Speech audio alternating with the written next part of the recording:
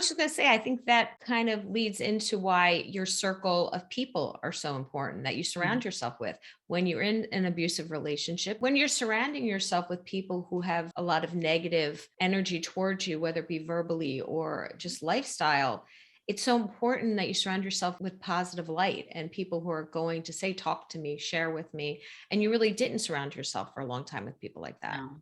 It was almost a form of self-hate, right? Is to find people that can treat you even worse than you treat yourself. And that was, in retrospect, I understand what was happening. But and then the people who, my best friend Alicia, who I talk about in both books, you have to have a team where you have the person who's the unconditional support and love. You have to have the person who's going to be the action one, who's going to take you to the hospital. And you also have to have the person who's the tough love, who at a certain point says, I can't do this. I don't even have the bucket to fill any longer to help you with this. And that moment that she said that to me was a big part of me checking and then having kind of I actually had to look in the mirror and be like, wait, so my best friend since we were 12 is telling me that she will not be speaking to me any longer because I am so gone and I won't get help, and she knew that I could go help. And now talking to her now, she'll say, I was so afraid that I couldn't do anything and you were going to lose your life. Either he was going to hurt you or kill you, or you were going to do it to yourself. And the pride she has now in conversations we're able to have about me then are really, really powerful. And it makes our friendship even stronger. And I'm glad she did that. I think so many people that are in the situation that you were in, just the flags that are there, but you sharing it, just like, you know, removing you from your friends, insulting your family members the Mhm. way that he did. And I've seen that happen. I've Ah, seen it happen to they're friends. so I've seen cookie it. cutter. Yeah. It is. It's so Like, get strange. original, abusers. Yeah, I know, I know. But, it does not discriminate against class or how smart you are or anything. It doesn't. I mean, you Mhm. are a very smart person. And I see it happen to someone so smart, so intelligent. And it's like they have to see it for themselves. It's frightening, just like your friend told you how frightening the situation you were in your first book. You described it where you were hiding under Yes. a table. Yeah, And in I a was I was hotel. intelligent in so many ways, but I was not emotionally intelligent. And I think that's Mhm. what was the hardest part. And abuse can penetrate anything. Like you said, it really, you could be an emotionally intelligent person and just have happened to come into this. And that is what an abuser does, is they can manipulate anything. They're powerful, they're strong, they're wizards. And Yeah. that's the wild part. And looking back, I'm like, it feels like I was under a spell. How did Mhm. that happen? And I see it in other people now. And I see it's just that we're all going, and that's where we can help each other, Yes. right? Is to step in and say, in whatever way is appropriate, I'm seeing this and I know I'm not judging. I believe me, I know that feels like, and I know it's going to be up to you and you're going to have to get to that place, but I'm scared. And sharing how I feel about it versus what you should feel about it or what you should do. It's just feeling. And that's what she did so well. And she, in that moment, is she did like classic psychology of saying, I'm scared. I don't have enough energy, because she had a brand new baby. And I was like waking her up every night with a phone call, scared of him. And then she turned it, I'm Mm, scared. And it was like, mhm. Right. oh, Wow. Setting yeah. a I d boundary, which for her Mhm. own mental health was Yeah. really Right. important, And you she's always know? been Right. very good about that. That was the first kind of teachable moment. So between her and then my husband, when I met my husband, thankfully I had already been in the hospital. I had been in intensive therapy. So I was already learning the tools, but I was so grateful because I met someone who was going to keep teaching me. And he's like the ultimate instructor in boundaries, almost too much, which I think he needed my help with. But we were a great match at that time because, and he always says to people, she broke up with me twice. And I'll say, no. I mean, first of all, no, we went on 2 dates. You can't break up with someone when you went on 2 dates, honey. He's so intense. That was why I broke up with him. But it was also because he set the boundary very clearly from the beginning. And he let me know what he required and what he expected. And I knew in that moment, I could not be that. And so I knew, and it was the first time I made a choice that I didn't want to make. Because in any other case, I would have lied to him. I would have just gone with, just hope he doesn't find out that I'm kind of still dating that other guy. What I was finally just saying, I'm not ready to do what you need. And I respect you so much for saying that. And in that respect, I'm going to add the beginnings of love, and that is to not do you wrong. And so then it was like that, and the persistence of both of us, because we both really knew that this was a good fit. It just was the timing, and needed about a year before I was able to be ready to be the type of love he needed and the type of love I could finally accept. How did he feel when you decided to write the book, the first book? He's so proud. My husband's one of the strangest men I've ever been around, because this is a guy who, from the beginning, loved hearing about my past, whether it was friendships, boyfriends. He finds, when you talk about like a whole love, because I know that only dogs can unconditionally love, like all love is conditional because we can't do that, right? We all live differently, but whole love, I'll call it. He loved every single ounce of me. He dreams of going back in time and seeing me in this place. Like, and he loved asking questions. And I've only told the story a couple of times, but I think it's really telling. And it was pretty early in our relationship. This is a lot, but I had done a story on a male model. And that male model, I had done the story because male modeling is the one of two industries where men make less than women. And I just found that really interesting. And it was, yes, I wanted to meet him. I had seen him.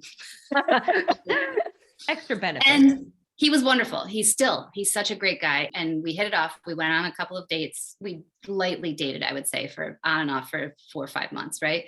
And then I had met my husband, and that guy called because he traveled so much. And he said, let's go out sometime. I was like, I met someone. And I'm with someone. And it was a very powerful moment for me, first of all, to say no to the top model guy, but also because I was so sure of the respect and boundaries that I was in. I wasn't worried about that. And I had found love in myself and love for him. Fast forward, my husband knew I did that story with him. And so when he would be in Bloomingdale's trying on clothes, or he'd be somewhere else, he'd see a picture of him. He'd take a picture and be like, it's your buddy.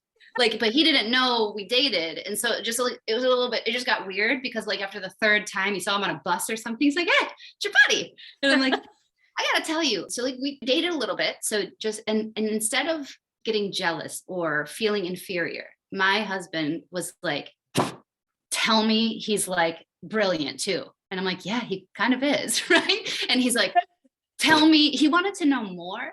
So much so that then I forgot how we were at an event somehow. And, this guy was there. I introduced them. They follow each other on Instagram. They start DMing their buddies. We go to dinner, the three of us. I'm like, who is this guy? But that security in who he was and who we were, even the top male model in the world couldn't penetrate that. And you want to find attraction in someone, and you want to find trust and love, and you trust me enough. And I trust, there's such boldness in what he does there that I love it. And that's been the foundation of a lot of, before the book, he knew everything. The hard part about reading this book was that he knew everything over the first couple of years of us dating. To put all the stories together, that was hard for him to read, because it's hard to read that someone you love got hurt. But other than that, he was good. Yeah. Oh, wow. Well, plus, hey, he got you over a top model. Exactly. Whenever Yeah. he says you broke up with me twice, I'm like, yeah, then I had 2 kids with you and gave up on top model. Right. So who won out? Really? There you go. Yeah. Oh my But God. he's still doing fine. Yeah. Yeah. Were you concerned with, because you are a public person, were you concerned at first with the books, how they were going to be perceived by people you work with the audience? The first book, absolutely. Before it went to print, I thought, I'm going to lose my job. They're going to be like, even though they knew the people that mattered knew that I was writing it, I don't think they'd read every word. I'm like, oh my gosh. And then nobody's going to hire me after that, because I'm that girl that went to the hospital, right? And I was having kind of these like freak out moments. And my husband said, stop. You are going to make a change. If this book wasn't going to rile somebody up, then it wouldn't be worth publishing. So he's like, so you got to take that. And it was the first time of really saying, at this executive level of people pleasing that I'd been living at for most of my life, it's the first time I was saying, I'm going to show you who I am. And I guess I don't care what you think, because I can't, because I put it in a book and it's going to print tomorrow. So it was kind of this forced rip of a Band-Aid of doing it. And then the power of doing this to this level is, so I can say anything now. And of course, I don't care what other people, I found the approval, it's in me. And if they want to fire me because of, or if somebody wants to not watch me, because that's their choice. But I found the reaction to be quite the opposite, in that I have connected to so many people because I have been transparent, vulnerable. That allows people to come in closer. And at the end of it, I was asking my therapist, why don't more people should do this? Like, we got to get people out there. And I had someone ask me in an interview, yeah, but if you didn't have this platform, would anybody care? If you wrote a book, would you do it because you wouldn't be able to sell a book? And I'm like, it's a good question. Yes, I would still write. I would find that to be incredibly important. Do I think everybody needs to go writing all their deepest secrets and then sharing with the world? No, but I think it's powerful to do so. I think this platform, this is my purpose. This is my job to do this. I think I have to do this. I think sharing my story, I'm safe. I'm in a safe place. I know people are going to love me. I know people are going to hate me. For 20 years, I've dealt with the public part of it. And I am the one that is powerful and has a shell around me from that practice of learning my truest identity, thanks to social media and everything else. I'm good. So I actually asked Nick Cannon, I was on his show because he's very open to, and he lets people into his life, and he talks about therapy and men getting into therapy. And he said the same thing. I said, isn't that wild that we're safe? We're in this place. And he's like, and that's why we have to keep doing it. And I was like, yes, we do. And so even though people think it's brave, I actually think it's the opposite. I think we're really safe. And I think it would be brave if someone who didn't have this position was able to come with and do it too.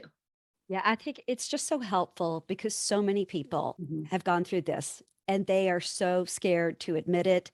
But I Mhm. think when they see a public figure Yeah. come out with this and just reveal things that they've gone through, it's so important to not feel alone in Mhm. situations.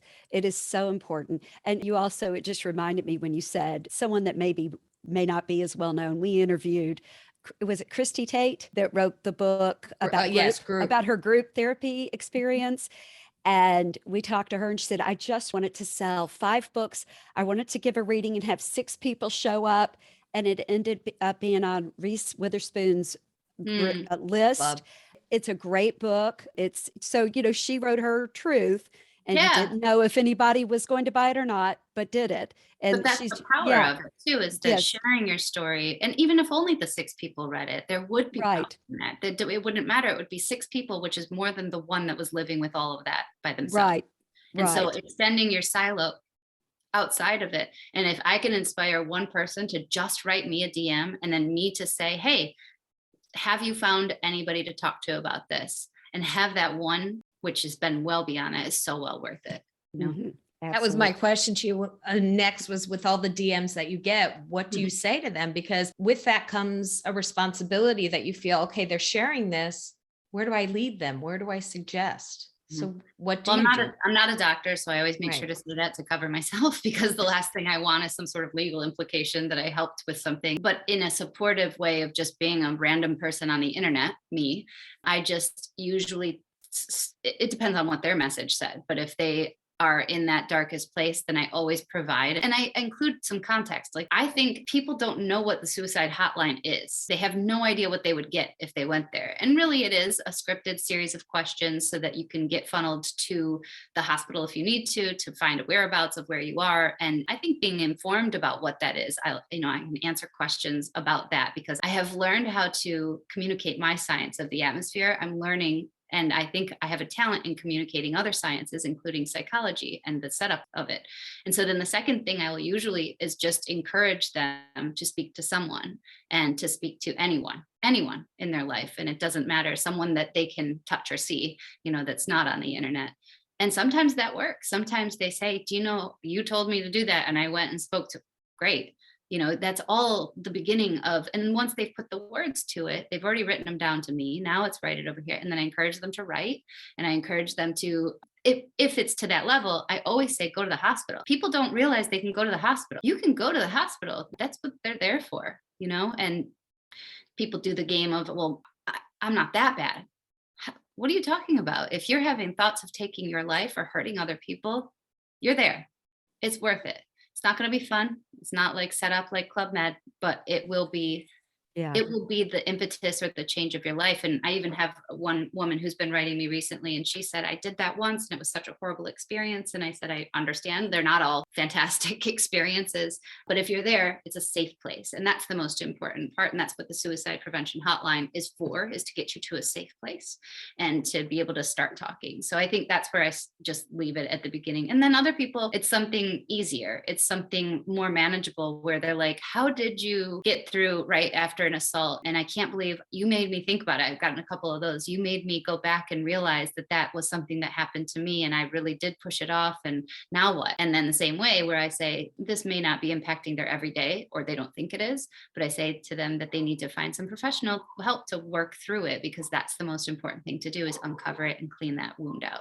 I was Go going ahead, to say, Kelly. the honesty that you describe in the book, it really resonates with a lot of people, because especially by the time you reach midlife, we have had experiences. We all come to the table with our own life experiences. And I think sometimes people just think, all right, well, that's the past. I don't want to talk about the past. It's not, it's just part of my history, but your history bleeds into your present and your future. Oh, all the time. Yeah. I caught up with a woman that I went to college with, and that a lot of this book takes place, the rape in college. And her and I would never, we were acquaintances. I wouldn't call us friends. We certainly knew each other well enough to remember. And we've kept in touch just for professional reasons here, like every couple of years or something. She'll say, hey, congrats on this. And I'll write her, right? That's what social media does for you. But she wrote me after she read my book, and she said, can we talk? And I was like, absolutely. I'd love to speak to you, because it helps me piece together parts of who I am and why I was or what I did. And I love what we both loved hearing was our rendition of who the other person was in their mind. This person, she not only was shocked to know these things had happened, but that I was feeling that way, because of course back then, and what we said yesterday when we spoke was, I just wish we would have talked then. I wish you would have come up to me and say, I wish I could be more like you. I want to get my S together. That's what she always felt like. I really had it together, and I was so driven. I knew what I was going to do, which was somewhat true, but I was falling apart on the inside. And yet, and then she had kind of the opposite. She felt like she wasn't focused on her schoolwork. Think of what we could have done for each other back then. And she had the best line. She said, I want to go back and hug you then, but I really want to hug you now. And it was like, you got to write a book. Yeah. Yeah.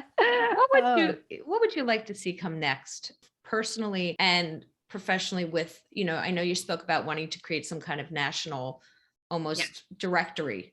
Yes. So what would you like to see happen next? Yeah, I mean, getting the ability, when someone goes to drug or alcohol rehab, we all say, good for them. I want not only the place to be able to go for rehab, like the numbers of clinics that are out there for drugs and alcohol, both for people who don't have financial ability and so access for all, but also the stigma of it to be less, to be able to say, good for them. They went to an inpatient mental health clinic for a week. Good for them. I would love for workplaces, and now I don't know how much hope I have for this, because we can barely have a baby and get paid time off, but could we do that? Because men also suffer from this. So I hope that the energy gets put there. I would love to be a part of talking about men having responsibility in prevention of unwanted pregnancy, or that would be another headline I'd love to see change. There could be a drug that could change fertility with men. There has to be. Yes. Right. Mm-hmm. But where is it? And why is that not the headline every time? We should be able to have access to protecting ourselves, absolutely, from things but so should my boys when they grow up. Because just like I tell Adrian, nobody's pure perfect and nobody's pure evil. We all live in between. And we're going to make choices that on that sliding scale, be great to stay on the better half, but you're going to, and that's going to happen. And that doesn't, just like, slapping his brother in the stomach because he was laughing at him yesterday, kind of out of anger, that doesn't define his life. Every choice you make, I don't think defines, but it would be wonderful to be able to protect them too. So I think that's something I'd love to see at least become a conversation, if not like an actual thing. Mm-hmm. And then I hope that people just talk and talk and talk. I used to be so mad at my mom because she would talk so much, and she would tell people exactly how she felt. And it was so embarrassing because I grew up in the Midwest and people don't do that. But guess what? Instead, they get ill mentally because they don't do that. And I really hope that we can be more like my mom. That is something that her issues with mental health, I think, allowed us to see. And there was, of course, a lot of negativity, but the positive, my mom has never stopped working on herself, and she has never stopped talking. And if you're the lucky one that gets to sit next to her on a plane, don't worry, you don't need to go to therapy. And on that note, thank you so much for coming on today. We really appreciate your honesty. We appreciate the books. what you're trying to accomplish, I think it helps everybody. It helps the Yes. generations coming forward that are more honest. And it also helps those generations that felt like they didn't have a platform to speak on. So thank you for all that you're doing. We truly appreciate your time. Well, thank you for talking about it, because this is how we have to keep making sure everybody knows that their story deserves to be told as well. Every single story deserves to be told and deserves to be allowed grace, both from themselves and from other people. So hopefully too, people can learn, if you want to judge me for my choices or my life, that's fine, but it's part of me, and that's the other power is here. Maybe they liked me on Dancing with the Stars. Well, you don't know me. You see me for 2 minutes. Like, you don't know the complexities. And we do that in our lives too. We're all some sort of branded channel running around that people think that we have to be one thing or another. And I hope that this book and these conversations can make us look at a person and realize there are layers of identity inside of there. And so instead of the judgment coming first, maybe we can say, let me get to know another layer of your identity and help, and that connection and the communication, very old school way, is to, even if it's online, but I think in person is very helpful. That is so very, very helpful for our mental health and wellness going forward, is just get to know your neighbor, get Little to know a little eye contact. A little eye versus- contact. Yes. Yeah, exactly. Can Yeah. never hurt, but it's true. I think the generations, our kids and your kids especially, because our kids were on the cusp of the internet. Like they were the first generation to use it. Your kids, it's all here. It's all instant gratification in the phone. And that's a scary world to grow up in, Oh, it's wild. We haven't let them have any technology because we've been like the all or nothing people. And I think that's the only way to go when they're that young. And 4 and 6, and my 6-year-old is now in kindergarten. He came back after the first week and he was so mad at me. He said, all the kids know how to use the iPad. And in the makers class where they do like the coding and he's like, I don't even know how to open it. I'm so embarrassed. I said, well, I'm sorry, you'll learn. It'll take 2 seconds, which it has.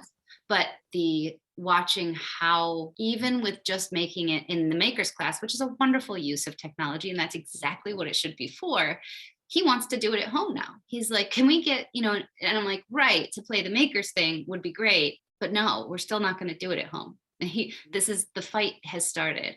And it's like, at 6, how do you protect them from the rest of it? We're trying to not do robotics and coding over here. Like, that's the easy. I'm like, you'll learn that later. Oh, and then but I don't know. We haven't made, I think so far, and I've had the best compliment as a parent is when someone tells me your kids really know how to converse and have eye contact. Doesn't seem normal for young kids anymore. And that's why, because they've never had one in their hands. The only thing they know how to do is take a picture, which we've let them do, and they do enjoy that. But I find that to be more like art. There's something to that, and they love filling our phones with it, but that's a whole nother podcast, so we'll have to have you back on to talk about that. I am no expert. I have no idea what I'm doing, just keeping it away until you will. I don't know if any of us do. And we do not envy this generation of parents that have to, it's like a minefield. It's like a minefield of, you don't know what they're doing, and you hope that they're communicating. I feel just everything they're dealing with. I'm a former elementary school teacher, and I just think about everything, all the children right now and all the teachers right now, and just and the parents having to rearrange everything. I would not, they were calling for subs. I was like, oh no, sorry. I'm sorry. Been there, done that. Yeah, I'm sorry. No. Thank you so much for coming on.